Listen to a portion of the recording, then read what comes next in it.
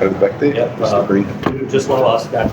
What do you make of the wicket? Because Stark yesterday said that it's not going to change too much. I mean, he said directly that the wicket will remain same. It will be difficult for the batters to bat on. Today we saw a picture also. It really looked like a takedown. The wicket completely baked down. Do you think that it's only about the wicket getting slower, or the Aussie bowlers also hit some scattery lanes? They were not consistent enough. What do you make of the Australian bowling and the wicket? I think the wicket's changed considerably. I think that's the first point. I think if you look at the seam and swing, it was down comparative to yesterday. Yesterday was difficult work. I thought KL and Jaiswal played extremely well also. You need to ride your luck a little bit. There was, our guys got the balls in the right areas. And there was some plays and misses as well. So anything can happen if you get some edges on that. It could be a totally different day. But I think the conditions have changed. I'll state that. In terms of the way that we bowled, I don't think it was too dissimilar. Potentially early on we may have been a fraction short if I was to be critical. But yeah, I thought they went about their work well. Could have been a different day. How's the mood in the dressing room? Firstly, the batting collapse, and then today the bowling. What's going on in the dressing room? How's the morale of the boys? The morale's always good. It's a pretty level team, whether it's a good day or a bad day. We've got some problems to solve ahead of us. There's no doubt we're clearly well behind the game at this stage. So India've got the driver's seat at the moment, but that's not to say that tomorrow can't change very quickly. Test cricket ebbs and flows.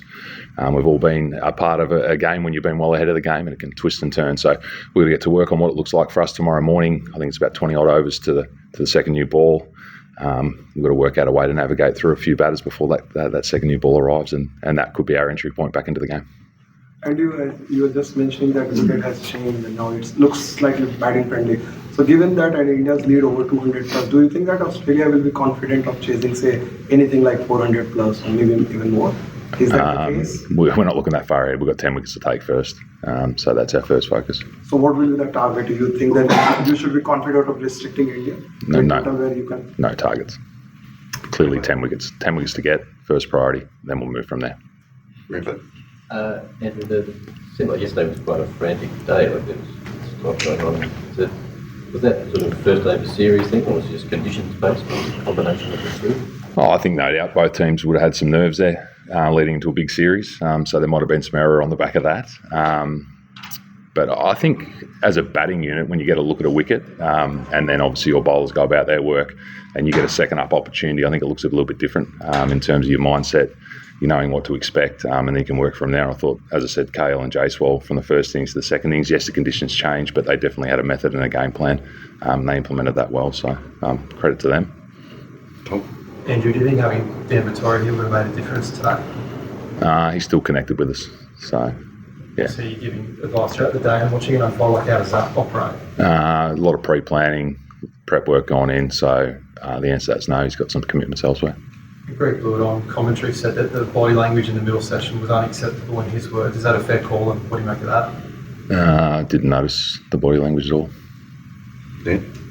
How much of the weather tomorrow, 33 degrees, you're thinking of planning in terms of the management of bowlers, and are there any concerns about the potential workload on bowlers tomorrow? No real concerns. I think the shortened first innings alleviates a lot of that. It'll be management into that second new ball, making sure that we've got the energy for that. As I said earlier, that's our opportunity, our entry point into the game. We've got a little bit of work to do before then. If we can pick up a few into that second new ball, that gives us the opportunity. So that's where our mind's at this stage. There's been a bit of criticism after Marnus's innings yesterday. Where do you think he's at the moment? He's working his game as hard as ever. There's no doubt he can learn some lessons from the first innings, like I think both teams' batters. So he'll be the same in the nets this morning, working through what his method's going to be in the second innings.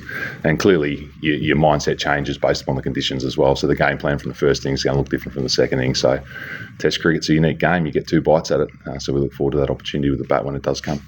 A couple more folks. So Andrew, what was your takeaways from that first collision of your top order in the Indian bowling attack? Obviously, Bumrah's spell was considered in the highest class, but yeah, just what I suppose the way the batters handled it. I think both batting units, if you want to call it a collision, it was difficult. I thought our bowlers were exceptional. I thought theirs were equally as exceptional. So it was a tough day for batting yesterday. So as I said, it looks slightly different in the second innings, and there's no doubt we've got to get to work on what that method is to combat all of their bowlers, not just Jasper, if that's where you're sort of referring to. Right. And look, just considering the way the Indian batters are from this point on, the way they just go and where the game is, like, how important is the balance between attack and defense tomorrow, considering the game could just run away from it? Yeah, we've got to get our tactics right. If we're too aggressive, then the scoreboard runs and then you put yourself right up against it. So it's a real combination about controlling the tempo of the game and creating opportunities within that. And that's what we're trying to do today. So we bounced in and out of some plans. Did they work? We thought at times they were working. We could have created some opportunities in and amongst that. It wasn't to be. But I think the plans that the boys rolled through were good. They were clear. And it'll be more of the same tomorrow. Last one.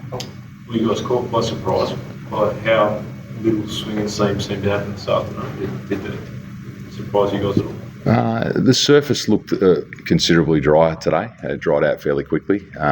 We thought there may have been a little bit more there.